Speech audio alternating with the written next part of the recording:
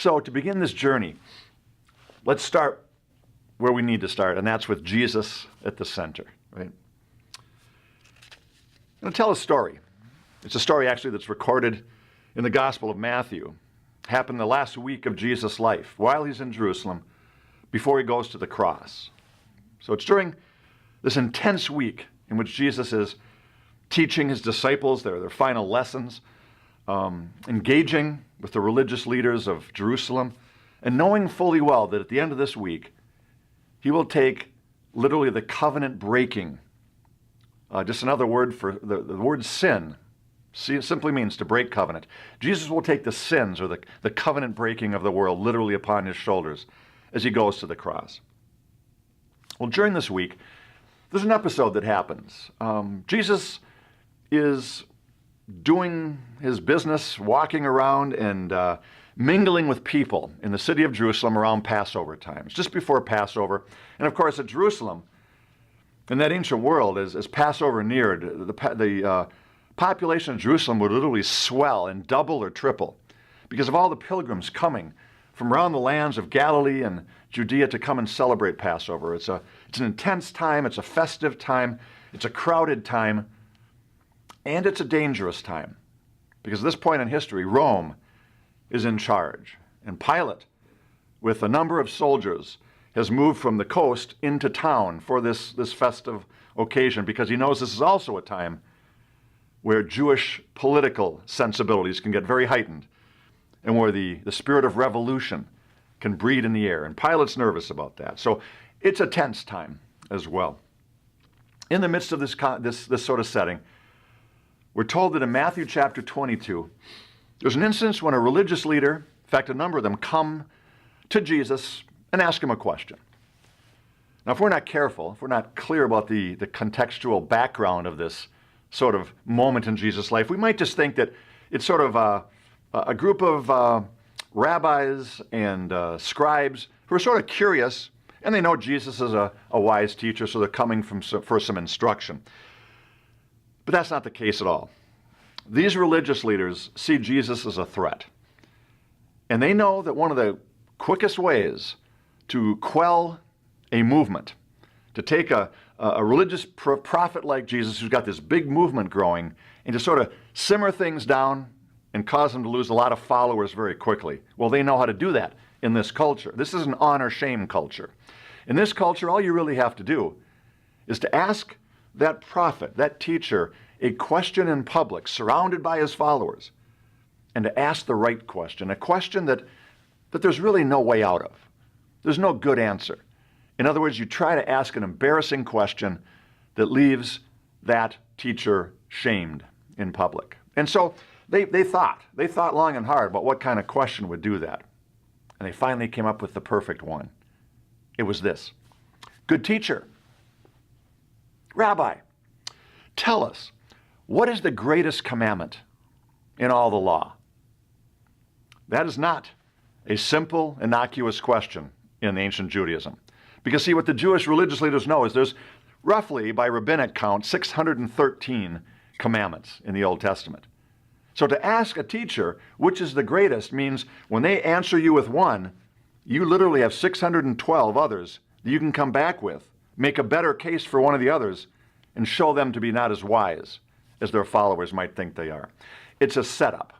It's a challenge to Jesus' authority. So when Jesus is asked this question, he knows his answer. And it comes pretty quickly. It comes right out of Deuteronomy, chapter 6, verse 5. And Jesus says, the greatest commandment, well, that would be this one. Love the Lord your God with all your heart, all your mind, and all your strength. Now look, this part of text here, right out of Deuteronomy 6, is coming from the Shema, one of the greatest Jewish slogans. Hear, O Israel, the Lord our God, the Lord is one, and you shall love the Lord your God with all your heart and all your soul and all your mind. Like, it's one of the greatest commandments. And I'm sure the Jewish leaders weren't thrilled that he picked that important of a one, but I think they probably thought that they can still find another one to challenge Jesus, make a better case, and have Jesus walk away shamed that day, losing followers. Which is why I suspect that when Jesus uttered that first response And as they were about ready to jump in and challenge him, I can just imagine Jesus going, oh, wait a minute. And the second one is just like it. Love your neighbor as yourself. Now here Jesus picks from Leviticus chapter 19, verse 18. Another very important law of the 613. But there's still 611 that these Jewish religious leaders can use to confront Jesus, challenge him, and cause him to lose face. Which is why I think Jesus probably held his hand up for a third time. So wait a minute. And on these two commandments, he says, depend all the law and the prophets. In those two verses, Jesus says, he just summed up all 613 commandments. There's nothing left to be said. And it says that when the Jewish religious leaders heard this response, and several others to questions they were trying to trip Jesus up with that day, that they were silenced. They had no response, and they walked away. This was a key moment in Jesus being challenged around his movement and Jesus coming out victorious. We can learn a number of things from this episode. Among them being that it never hurts to be the son of God when you're in a debate, that's for sure. But even more importantly is this question. Why, when Jesus is posed the question of the greatest commandment, why is it that he says, actually all the commandments can be summed up with just two? Love God, love others. Notice love is at the center of both of those. It almost seems like Jesus thinks that love is what everything is about when it comes to God. Why? Why? Why is love the greatest commandment? Right? Why is it the case that after Jesus gives this teaching and ends up going to the cross demonstrating his love for us, rising again to defeat our enemies, ascending to heaven, and beginning his church, why is it then in the rest of the New Testament we often find it coming back to love again and again and again? Listen to these words of the Apostle Paul. Romans chapter 13, verses 10 through 12. Paul says this, owe no one anything except to love one another. Quoting from Jesus' second of the two great commandments. Owe no one anything except to love one another. For Paul says the one who loves another has fulfilled the law. All the law, right? So Jesus' words are simply being remembered and re-paraphrased by Paul here. For one who does love has fulfilled all the law. The commandments like do not commit adultery, do not commit murder, you shall not steal, you shall not covet, and any other commandment, Paul says, are summed up with these words, love your neighbor as yourself. Leviticus 19:18 once again. So Paul says, and he ends it with this, love does no wrong to a neighbor. Therefore, love is the fulfillment of the law. Paul takes Jesus' words, repackages them, resummarizes them, and re-emphasizes that to love another is to do everything God has ever asked us to do. Later, in 1 Corinthians 13, the great love chapter, Paul puts it this way. If I speak in tongues of humans or of angels, but do not have love, I am a noisy gong or a clanging cymbal. And if I have prophetic powers, and I understand all the mysteries, and all knowledge, and I have all faith, so as to move mountains, but I don't have love, I'm nothing.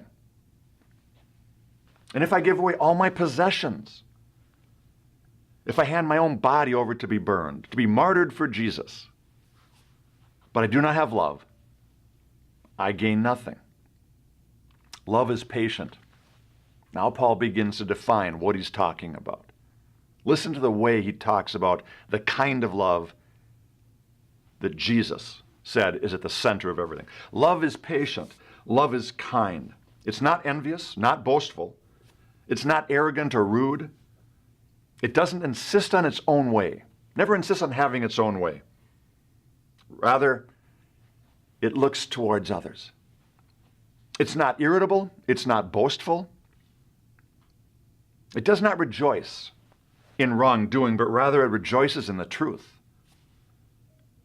It bears all things. It believes all things. It hopes all things for others. And it endures all things. That means suffering, and that means pain. Paul says, love never fails. It's not the kind of thing that can fail. And he goes on to talk about the importance of love until he finally comes to these words, the very last sentence of this chapter, when he says this.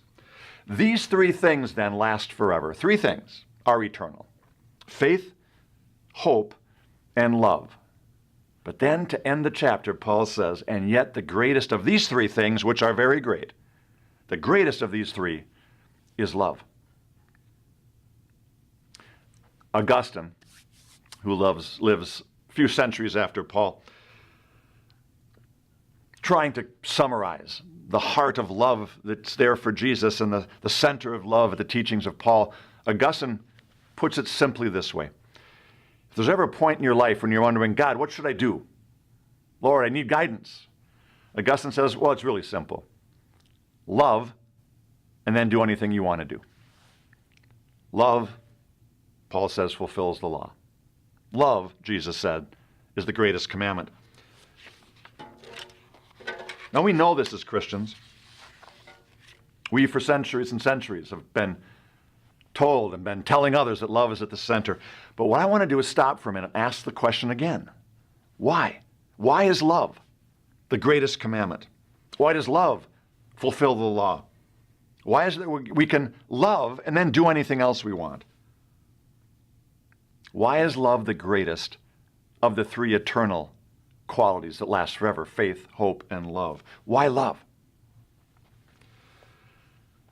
I think that ultimately the answer to that question goes back to two fundamental truths that you and I need to have dead center of our lives and very clear in our minds. A particular one, a truth that's absolutely essential to who God is, and a truth that's absolutely essential to who you and I are. So a truth about God and a truth about us as human beings. I think if we get these two truths clear, we will know why love is always at the center for Jesus, for Paul, for Augustine, and for any other Christian that gets clear on the kingdom. First, the truth about God, because it always starts with God at the center. Right? Here's the truth. It's a little statement that comes in 1 John 4:8. Interestingly, it's repeated 8 verses later in verse 16 of 1 John 4. And it simply, in the Greek, says this: ho theos agape estin. And we would translate that into English as God is agape. Why love? Why love at the center? John tells us because this love, and it's a particular kind of love, agape. We'll be getting in another session into a little bit deeper what is unique about agape compared to other loves. But it's the word here that used for love. God is agape. How is it that God can be love, right? What this text is not saying, this text isn't simply saying that God loves, though that's true. But this text is not saying God loves. This text is saying God is love. Not something that God just does. It's the essence of who God is. And I think that is a stunning statement. So here's the thing. For a human being, I could never say that I am love, right? I might say I'm loving when I think of my wife, Kelly. I just cannot help but feel a sense of love and connection to her. And I can say, Kelly and I have a loving relationship. She loves me and I love her. But neither of us could ever say we are love. What is it about God that makes sense out of the statement that he is love? Well, here's the thing. For someone to be love, what is love? Love requires at least a lover and a beloved, right? One who's doing loving and one who's being loved. And hopefully it's reciprocal, so that although one is doing the loving and one is being loved, this person also is doing the loving, and this person is also being loved. So there's reciprocality to the lover-beloved relationship. But notice, for love to be it requires at least two persons. One who's loving, one who's being loved, who's also loving, the other one being loved, a loving dance of relationship. Why is God love? We're back to the mystery of the Trinity here, right? This unique teaching that no other religion on planet Earth has ever claimed about God. We have some religions that have multiple gods, polytheism. We have other religions that are monotheist, have one God, which Christians would agree with, but their God is simply one person. Christianity is the only religion that's ever claimed that at the center of the universe of reality, that the eternal creator, at the heart of God, is an eternal loving relationship of persons. Father loving Son, Son loving Spirit, Spirit loving Father, in an eternal dance through all of our life and God's life, which is eternal.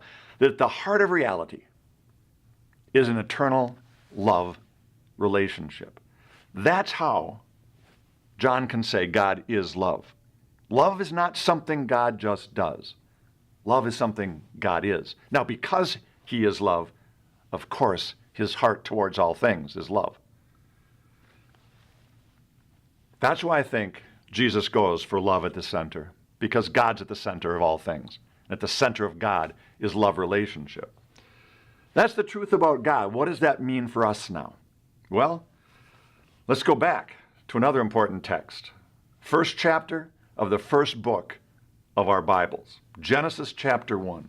In fact, the verses I'm going to read, verses 26 and 27, are the first time that in the Scripture we hear God say the word human. So this is God's first thought when he thinks human being. Then God said, "Let us create humankind in our image, according to our likeness." So God created humankind in his image. In the image of God he created them. Male and female, he created them. An amazing text. A text that tells us that when God first thought human being, God thought my image. I think what we have here is our job description. Our job description number one. That whatever else we do in life, whatever profession we might end up with, whatever relationships we might have, marriage or friendship or church, that whatever else happens in planet Earth, with your life or my life, that at the heart of our identity, our very job description, our purpose for being, is to image this God who is triune love. Let me say for a minute a few words about what the idea of imaging a God. See, there's been a lot of debate through the centuries, Christians debating or discussing. So what is it about us that images God, right? But before we ask that question, I think we have to ask a prior question, and it's this. What is an image of a God? Well, there's a pretty clear answer to that in the ancient world. In the ancient world, all over the ancient Near East, kind of like the context of the Old Testament, and then on into the Greco-Roman period, context of our New Testament, the idea of an image of a God was a common cultural idea. Usually it meant one of two things. An image of a God was either, first, a statue in a temple that polytheistic religions, pagans who worship many gods, would come to their temples, and in them they would find these images that someone had created representing a particular god, and they would literally worship before these statues, what we would call idols. So the first thing that in the ancient world was known as an image of a god was what we refer to in the Bible and in our culture today as an idol. Now, interestingly, we need to know how they thought about idols or images. It's the same thing, so that we understand what God means when he says he's going to create his own image, right? So in the ancient world, here's how an idol or an image, a stone statue was created. Ancient people believed that when their God that they were going to worship needed an image to go in their temple, they believed that their God, a spirit being, would actually communicate to the craftsman who was going to make this thing. The craftsman would spend time praying and meditating until they got a sense that they believed was coming right from this God, this spirit being, of how to make this thing, how big it should be, the dimensions, the materials it should be used in making it, all detailed information. They believed they were simply receiving the instructions, that the Spirit was downloading the blueprint for this particular image. And once they sensed that they had it, they would begin to construct this thing. Now, typically, the core of it was a wooden image, and overlaid was precious metals and sometimes jewels. In the end, you'd have a very valuable statue. It wasn't done yet, though.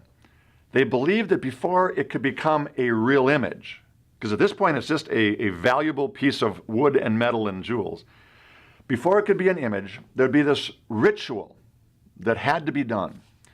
In one culture, it was called the mouth-washing ritual. They would literally have the priests of their temple now come and pray around this image. And as they prayed, they would do the mouth-washing ceremony where a sacred rag was taken and water was used to wash the mouth of this statue. And as the prayers were being given, they believed that the God, the spirit being, would come in through the mouth and take residence up in this thing, literally possessing it. And now they believed it was truly the image of the God, believing that the God lived inside of it now. And as they looked at it, they could see a physical representation of the spirit God that was living inside of it. Now it would be placed in the temple, and now people would worship before it. The second thing that was called an image of God in the ancient world was a king. Kings were thought to be images or sons of God. We know that at their coronation ceremony, when a king was being coronated into the royal standing, now he was taking the scepter and the crown from the last king, that at that coronation ceremony, they believed that the God, whatever God they worshiped in their country, would come upon them and in them, literally possessing them, in a sense, so that now they weren't just a human being, they were also a living God, and the people would worship them. This is why, for example, Pharaoh was worshipped in Egypt, and why the emperor was worshipped at Rome. They believed that their gods literally rested upon and within their king. Here's the unique thing now. With that in mind, let's go back to Genesis chapter 1. Because here the true God, the creator of all things, says this about his image. Let us create humankind in our image, according to our likeness. And so God created humankind in his image. In the image of God he created them, male and female he created them. This is a stunning text from the ancient world's perspective, because in the ancient world it was either a stone statue or the king who was created or seen to be the image of God. The true God says no. It is every human being. Not just the elite king, not some lifeless statue in a temple. Every human being is created to be the image of God. And not just males, which would have been very easy to say in an ancient patriarchal culture. No, male and female, created in the very image of God. No other ancient creation text of all the cultures around Israel talks this way about the dignity and value and worth of all human beings. From the highest ranks to what we would consider in society the lowest ranks, God doesn't see it that way. All are created to be images of his true triune nature. We know this because of the detailed description that we're given in the very next chapter of the Bible. Here we see how God creates his image that he talked about in Genesis chapter 1. In Genesis 2, we're told this. Out of the ground, the word in Hebrew, Adamah, out of the ground, the Adamah, God takes dust or dirt, and he fashions this body, this human being. And then it says, and once God had created out of the dust or the dirt of the ground, this human, he breathed into the nostrils the breath of life, God's very spirit. It's exactly what would happen in the other cultures, only they would breathe it into a stone statue, the mouth-washing ceremony. This God, he doesn't have precious metals and jewels. He takes dirt. But when he breathes life. No stone statue ever came alive in those temples of the other pagan religions. This God, just in dust of the earth, in his breath, brings a living creature into being, a human being. Now, interestingly, he calls this human Adam. We say Adam, the first name of the first person, but the Hebrew word there, Adam, literally is just the Hebrew name for human being. It's literally God creates human being out of the dust of the ground, breathing into his nostrils, and the human becomes a living creature.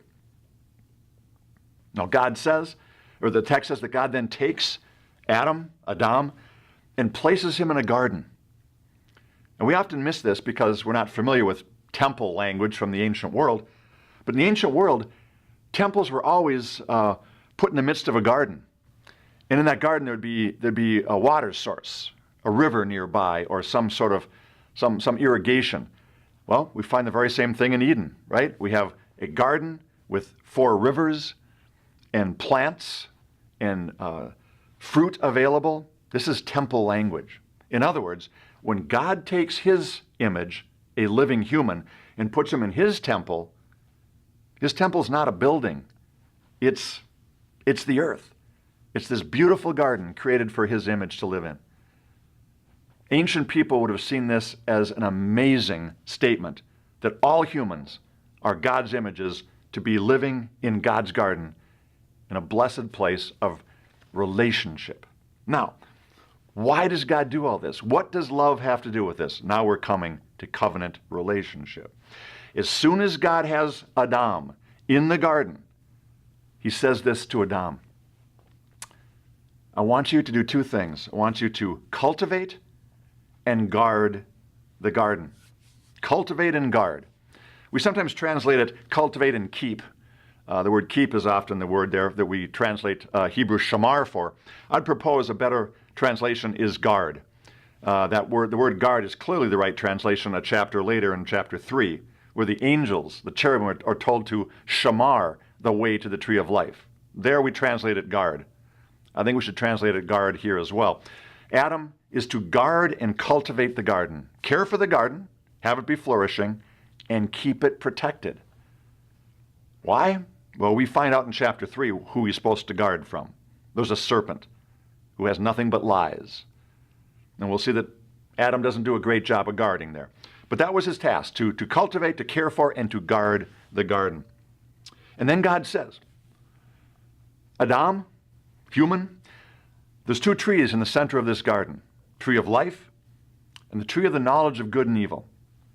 We'll be talking about these 2 trees a little later in another session. But he puts these 2 trees in the center of the garden. He says to Adam, from the tree of life you may freely eat. That's there for you.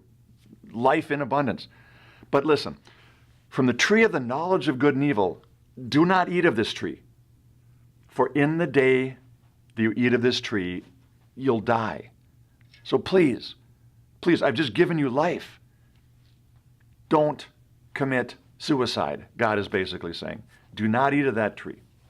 Now this raises a lot of questions. What's so bad about the knowledge of good and evil?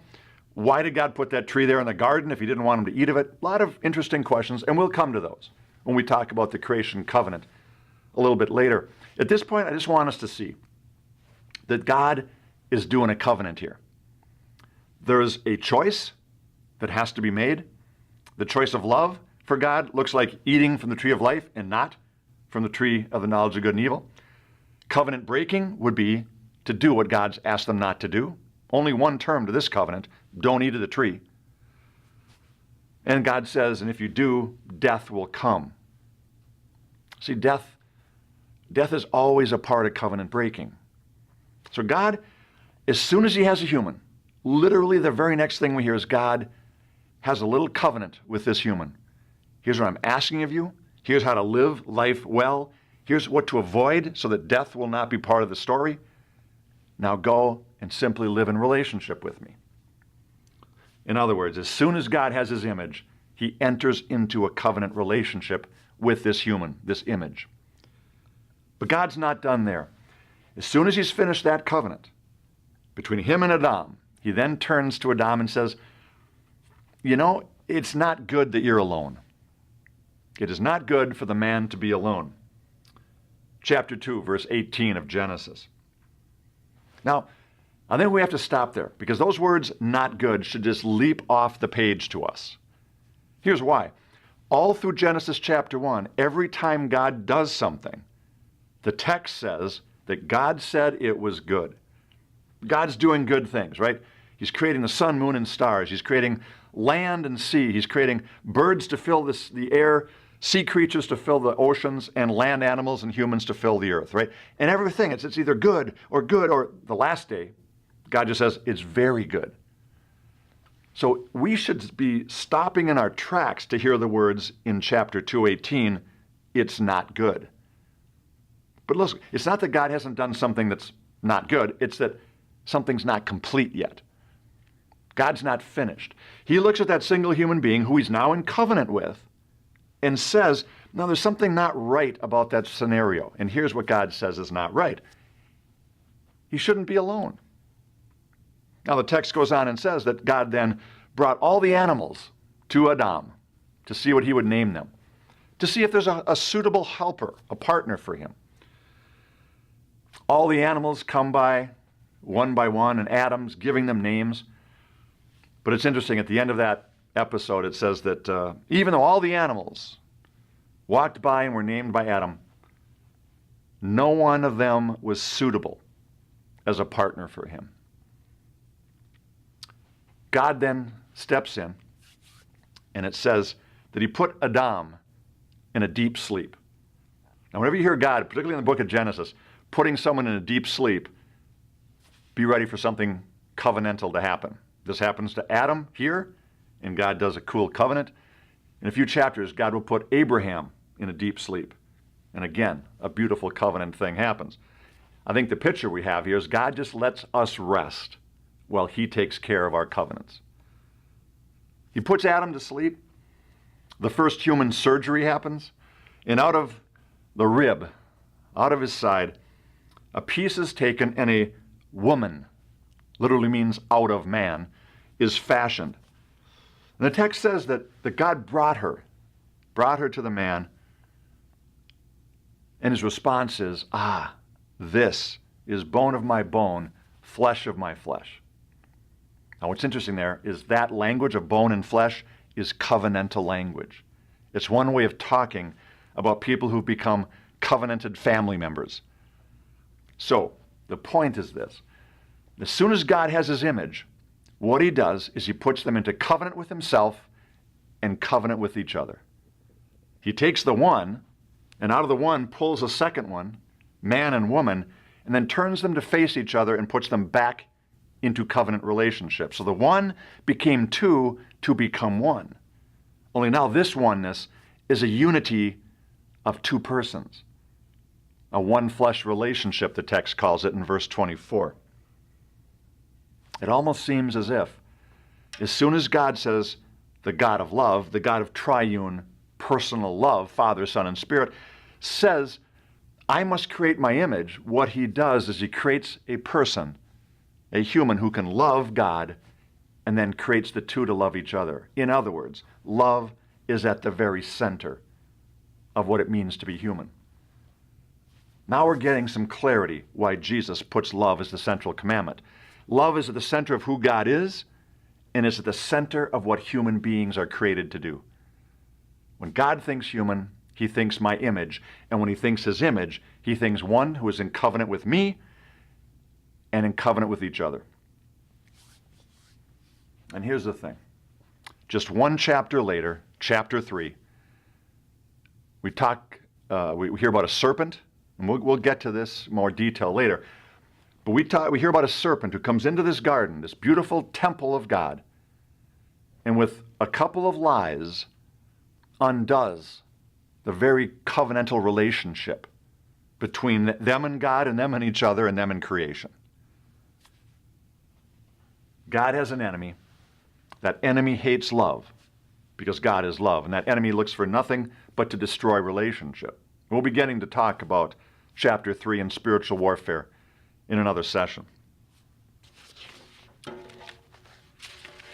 At this point, we simply can conclude that love is at the center because love is at the center of God and the center of what humans are called for. And what humans are called for and to is love relationship through covenant. At this point, we can stop for a minute and step back and say, okay, so God seems to have covenant at the center of his plan for humanity. Covenant with him, covenant with each other. But what is covenant? We have to have a definition to work with for the rest of our sessions together. I'd wonder, what comes to your mind when you think about covenant? What sort of synonyms or ideas or pictures in your head sort of come to your mind when you hear the idea of covenant? I've asked a lot of people that question over the years. I often get comments like this. Agreement. Or a ritual, some kind of ritual.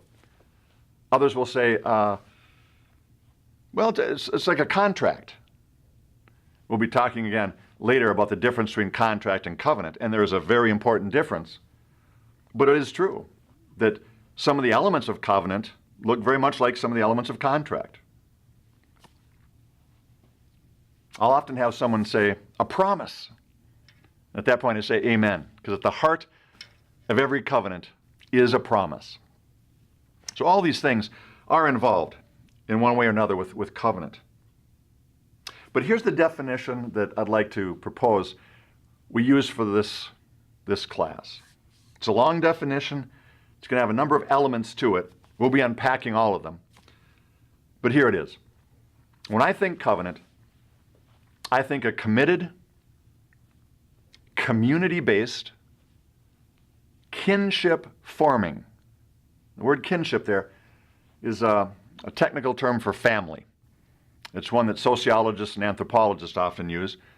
We'll be using the word kinship quite a bit in this course.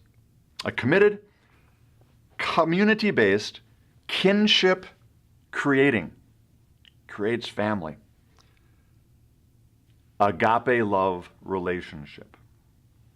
That's going to be our core definition. A committed, community-based, kinship-creating, agape love relationship. Now, this relationship can be between two or more parties. It's expressed in specific terms. People know what the relationship is. It's clear. It's grounded in promises. Promise is so central to covenant. It's grounded in promises of faith and faithfulness, two terms that come out of the covenant context that we'll be talking more about later. This promise, this covenant promise of faith and faithfulness, is sealed with an oath or an oath sign. Two terms, again, we'll be unpacking. And what all this is for, what's the purpose of all this? Well, all of this relationship that's sealed with a promise of faith and faithfulness, that's promised before God with an oath. All of this provides the blessings of life and family. It produces what comes with the gift of family. And what comes with family, of course, is everything from identity and belonging to community and trust, to safety and loyalty, to purpose and calling, to legacy, to destiny. All of these things, when you think about it, are wrapped up in what family gives to human beings. Identity, purpose, calling, safety, loyalty, community, legacy, and destiny. You know what's interesting? For almost every human culture, There's family, which sort of structures the center of communities. But then when non-family members start to get close to each other, let's say a friend or some non-family member that starts to become, what would almost say, part of the family, right? We start to use family language for people who aren't technically biological family in order to express closeness. You got a good friend, and after a while you find that you're saying to each other, hey bro, right? Brother being a term of closeness.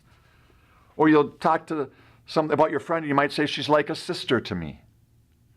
I know my mom, who came from Canada, man, I couldn't believe all the aunts she had. And I find out when I was old enough to learn about these things that most of the people she called Auntie so-and-so weren't actually biological aunts or in-law aunts. They were just people, close friends of the family, that were given the special name of aunt because of the close relationship. It's like their family. You've probably heard someone say, they're like a second mom or a second dad to me, right? All these ways we use family language to signal when people who aren't technically biological to us are nonetheless very much part of our inner circle of identity and community. Family just does that. Well, here's the thing. There's only two ways into family. Blood, what we'd call biology or genetically related people, and covenant. People who through promise or connected relationship and commitment just become family to us. Two ways to become family, blood and covenant. And that's what a lot of this course is about the families that God is calling into being. The family of God, the church, the families that might be family of friendship or family of a marriage. Two people who aren't related by blood, but because of one simple promise in a wedding ceremony, literally become one flesh. Family. God is all about covenant because he's all about bringing people into familied existence. There's no place for aloneness in the kingdom of God. Different kinds of families, different kinds of covenants, but all of us have a place, a belonging, of identity and purpose and calling and safety and community and destiny because of the covenantal love of God.